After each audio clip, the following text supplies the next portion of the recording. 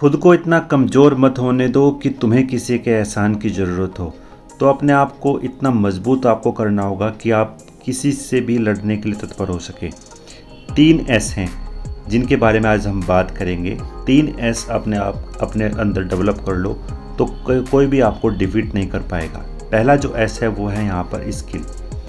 अपनी जो आपके अंदर स्किल्स हैं उस पर काम करो, उसको मजबूत बनाओ। अगर आपकी स्किल मजबूत होगी तो आप सही तरीके से यहाँ पर ग्रो कर पाएंगे। दूसरा जो एस है वो है यहाँ पर सेल्फ बिलीव। सेल्फ बिलीव यदि आपका मजबूत है तो आप कोई भी टास्क, कोई भी कार्य यहाँ पर कर पाओगे सही तरीके से। और तीसरा जो है हमारे पास वो है यहाँ पर आपकी स्ट्रेंथ। अगर आपकी स्ट्रेंथ मजबूत है तो आप किसी भी कार्य को करने के लिए पीछे नहीं हटोगे। तो 3 एस हैं जो आपको एक मजबूत दिशा में यहाँ पर रख सकते हैं। तो अब चलते हैं अपने टेस्ट की तरफ। जो आज का हमारा टेस्ट है वो यहाँ पर 5वां टेस्ट है RO के लिए, और हमने यहाँ पर महत्वपूर्ण प्रश्नों के बारे में बात करी है। आप हमें टेलीग्राम पर भी ज्वाइन कर सकते हैं। टेलीग्राम पर जो हमारा चैनल है वो इन अकेडमी के नाम से ही है। डिस्क्रिप्शन में उसका लिंक है, आप वहाँ से हमको ज्वाइन भी कर सकते हैं। अगर आप इस चैनल पर नए हैं तो प्लीज़ सब्सक्राइब करें, अपने दोस्तों के साथ शेयर करें। आप शेयर करते हैं, सब्सक्राइब करते हैं तो हम भी यहाँ पर मोटिवेट होते हैं जानकारी आप तक पहुँचाने के लिए। तो अब चलते हैं अपने पहले प्रश्न की तरफ। पहला जो हमारे पास यहाँ पर प्रश्न है कि किस काल में शून्य और दशमलव प्रणाली की खोज यहाँ पर की गई थी। अगर हम बात करते हैं कौन से पीरियड में की गई थी तो वो था यहाँ पर गुप्त काल।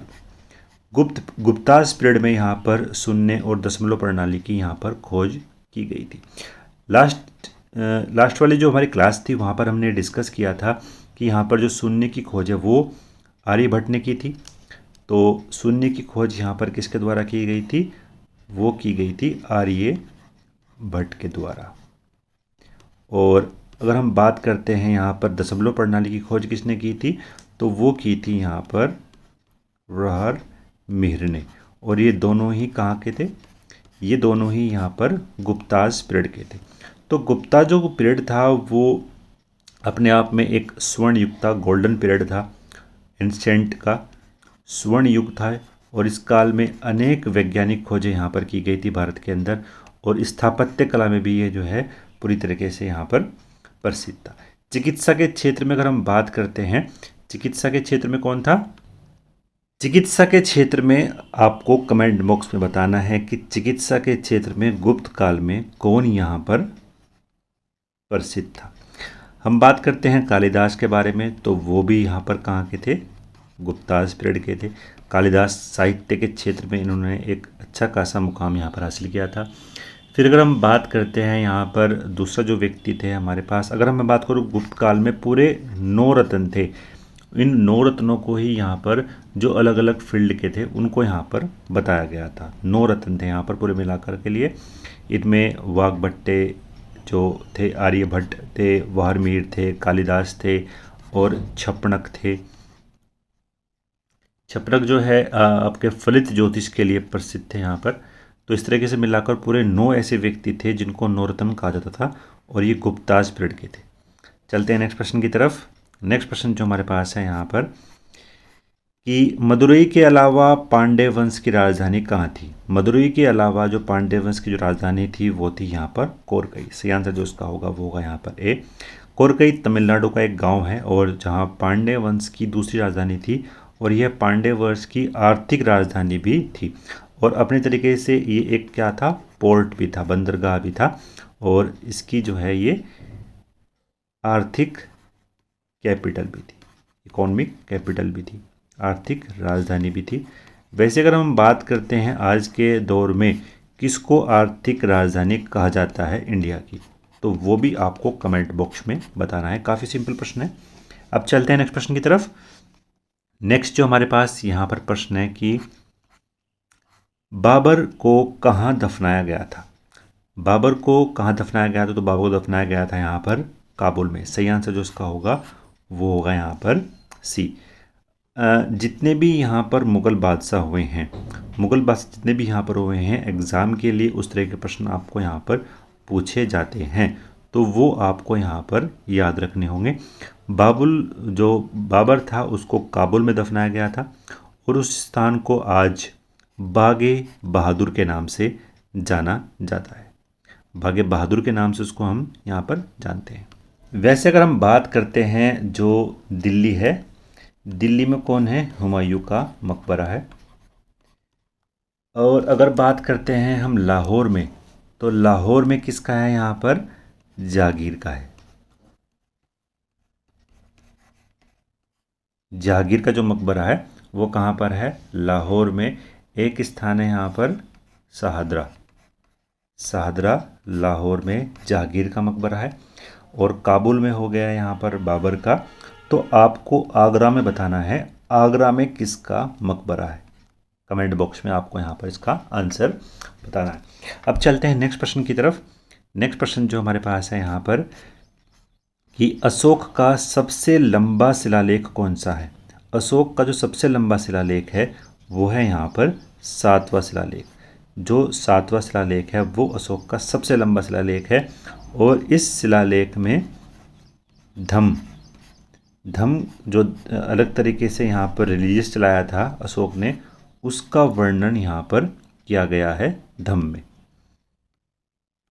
तो यहाँ पर जो 7वां अभिलेख है इसमें जो है कई बार 7वें और 8वें अभिलेख में यहाँ पर इसके जो अशोक ने तीर्थ यात्राएं की थी उसका भी यहाँ पर वर्णन किया गया है। तीर्थ यात्राओं का वर्णन भी किया गया है। एग्ज़ाम में कई बार पूछा जाता है कि जो शिलालेख हैं उनकी जो लैंग्वेज है, जो उनकी भाषाएं हैं, किस भाषा में ये जो है शिलालेख जो हैं लिखे गए हैं। तो एग्ज़ाम के पॉइंट ऑफ व्यू से काफ़ी यहाँ पर महत्वपूर्ण जाते हैं। इनको हम एक बार ब्रीफ तौर पर देख लेते हैं। एक तो जो कुछ अभिलेख यहाँ पर मिले हैं वो ब्राह्मी लिपि में मिले हैं। कुछ जो लेख मिले हैं वो हमें ख्रोष्टी लिपि में मिले। ख्रोष्टी लिपि में यहाँ पर लेख जो अभिलेख हैं कुछ में मिले हैं। एक मिले हैं यहाँ पर ग्रीक भाषा में भी हैं और अरमाइक लिपि में भी इसके अभिलेख यहाँ पर मिले हैं। तो ये 4 आपको याद रखने हैं, कई बार ये प्रश्न यहाँ पर पूछा जाता है। जो आपका उत्तराखंड के अंदर कालसी में अभिलेख है वो किस में है? ब्राह्मी लिपि में है। तो ये महत्वपूर्ण था, ब्राह्मी लिपि में कालसी वाला अभिलेख है। चलते हैं नेक्स्ट प्रश्न की तरफ। नेक्स्ट जो हमारे पास यहाँ पर प्रश्न है कि विट्ठल स्वामी का मंदिर किसने बनवाया था?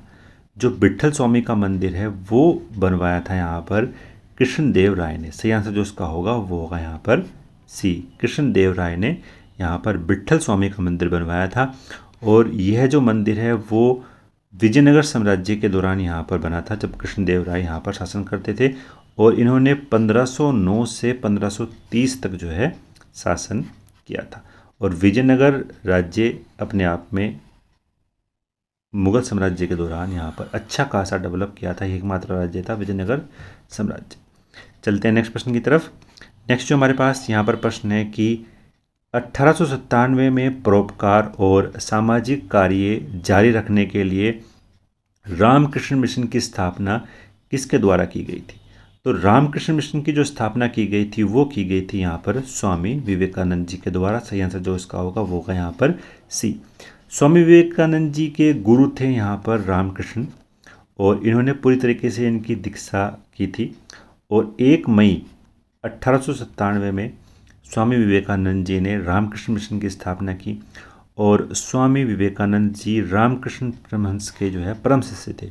और इस मिशन का जो मेन मोटिव था चलाने का वो था यहाँ पर सोशल वेलफेयर का। सोशल वेलफेयर के लिए यहाँ पर ये चलाया गया था ताकि समाज का कल्याण हम यहाँ पर कर सकें। और अध्यात्म को बढ़ावा देने के लिए ये पूरा तरीके से यहाँ पर चलाया गया था। ठीक है। और जो इसका मुख्यालय है वो कहाँ पर है?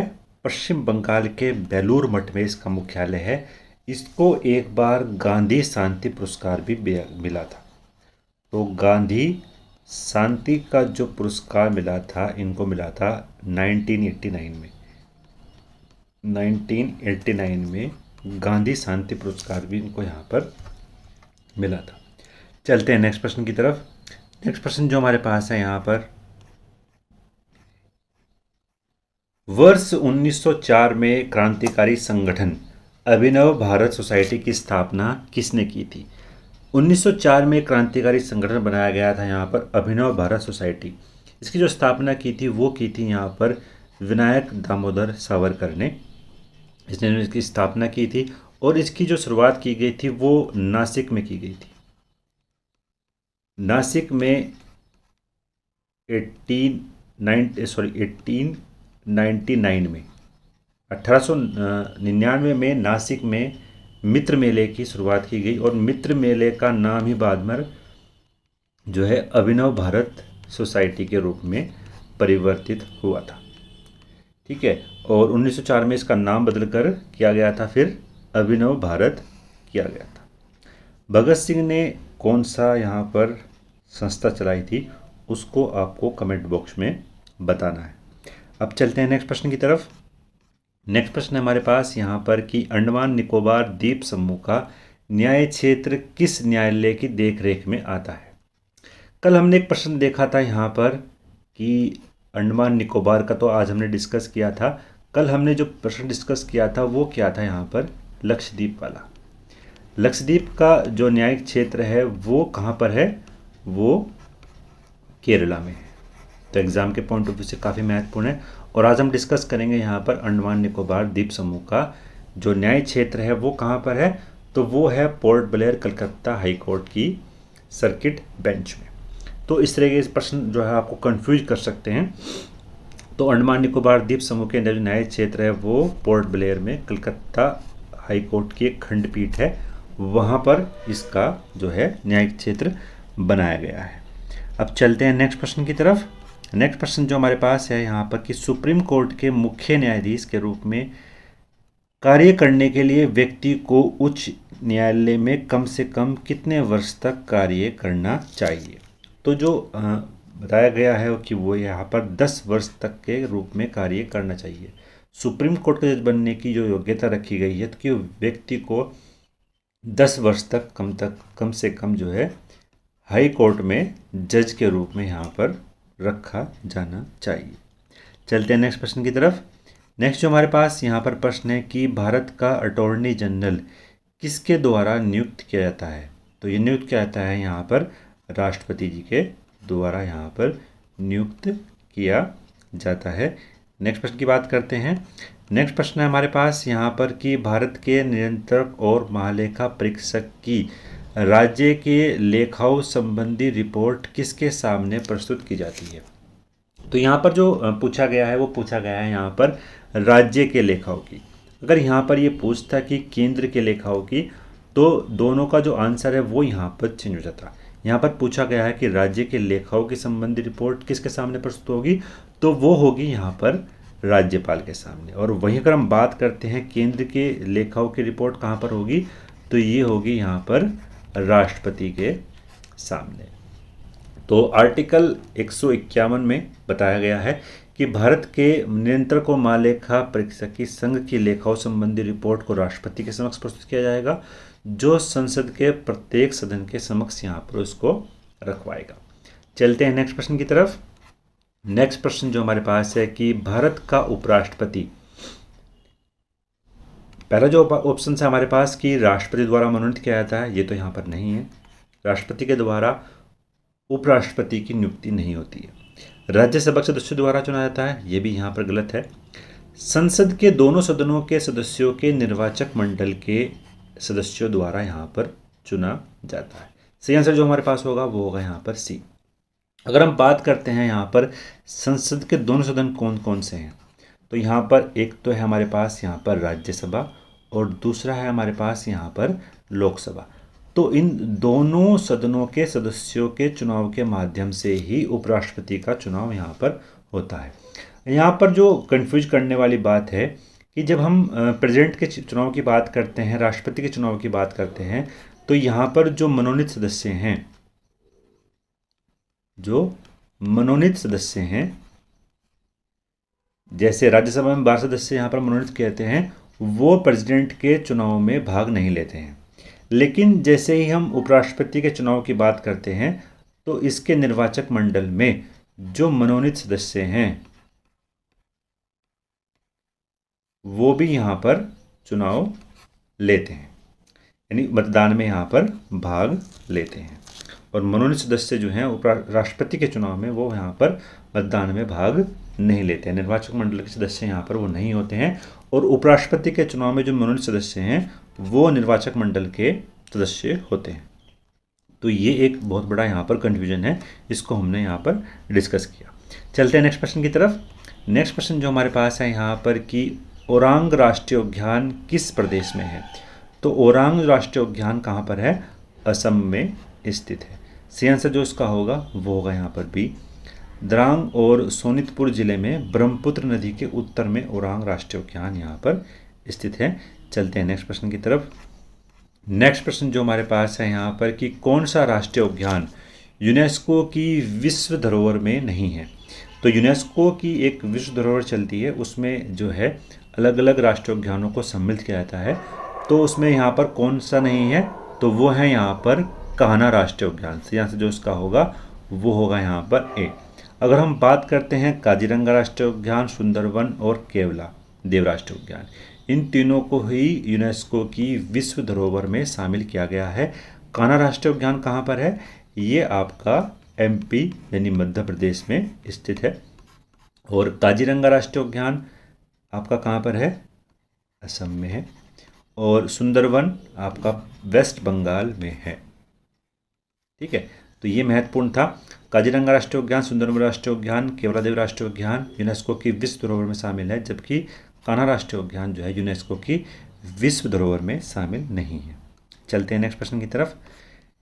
नेक्स्ट प्रश्न जो हमारे पास है यहाँ पर कि वायनाड वन्यजीव अभ्यारण्य किस प्रदेश में है। वायनाड वन्यजीव अभ्यारण्य जो है वो केरल में स्थित है। केरल के वायनाड जिले में स्थित है और 344 वर्ग किलोमीटर में फैला हुआ है। यहाँ पर हाथी, तेंदुआ, बाघ, जंगली बिल्ली, जो पालतू बिल्ली है वो भी, बंदर, जंगली कुत्ते, हिरण, भालू आदि यहाँ पर पाए जाते हैं। सबसे महत्वपूर्ण यहाँ पर यह है कि ये नीलगिरी रिजर्व का हिस्सा है। नीलगिरी रिजर्व का ये एक तरीके से पार्ट है। सही आंसर जो इसका होगा वो होगा यहाँ पर ए। चलते हैं नेक्स्ट प्रश्न की तरफ। नेक्स्ट प्रश्न जो हमारे पास है यहाँ पर कि हरित क्रांति का पिता किसे कहा जाता है।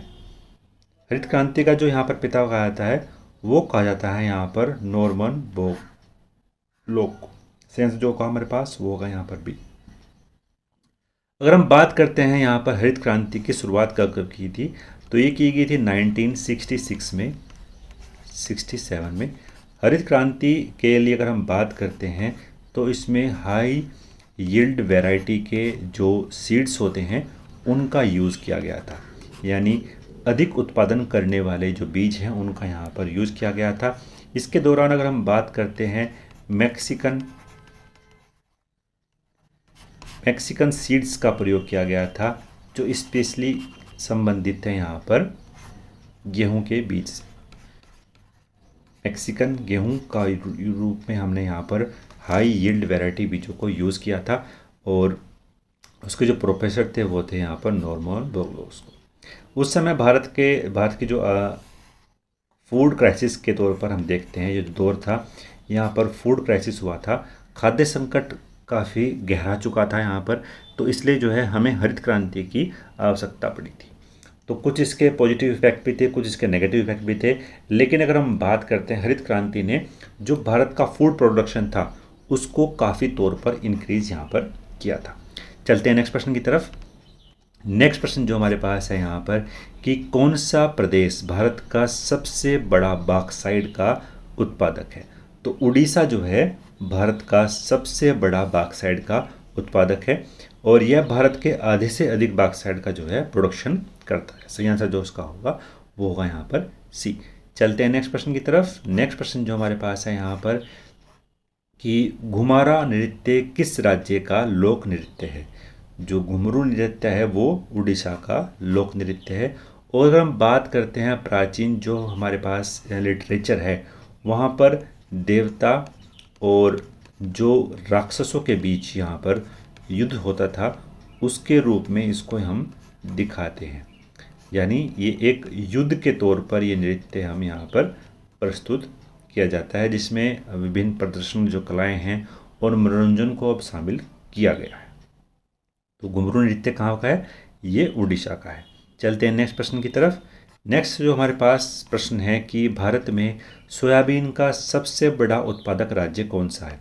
तो भारत में जो सोयाबीन का सबसे बड़ा उत्पादक राज्य है वो है यहाँ पर मध्य प्रदेश।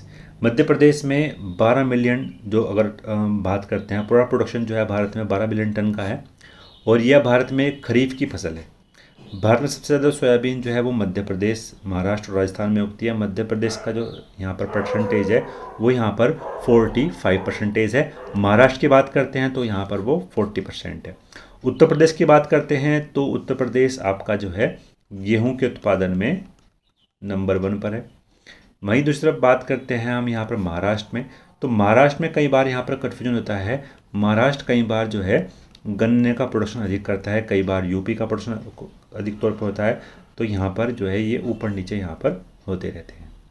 कभी उत्तर प्रदेश यहाँ पर नंबर 1 पर होता है, कभी जो है महाराष्ट्र नंबर 1 पर यहाँ पर होता है। तो ये अंतिम प्रश्न था। आशा करते हैं आपको पसंद आया होगा। अगर आप इस चैनल पे नए हैं तो प्लीज़ सब्सक्राइब करें, अपने दोस्तों के साथ शेयर करें। आप शेयर करते हैं, सब्सक्राइब करते हैं तो हम भी यहाँ पर मोटिवेट होते हैं जानकारी आप तक पहुँचाने के लिए। तो मिलते हैं नेक्स्ट वीडियो में। धन्यवाद। जय हिंद।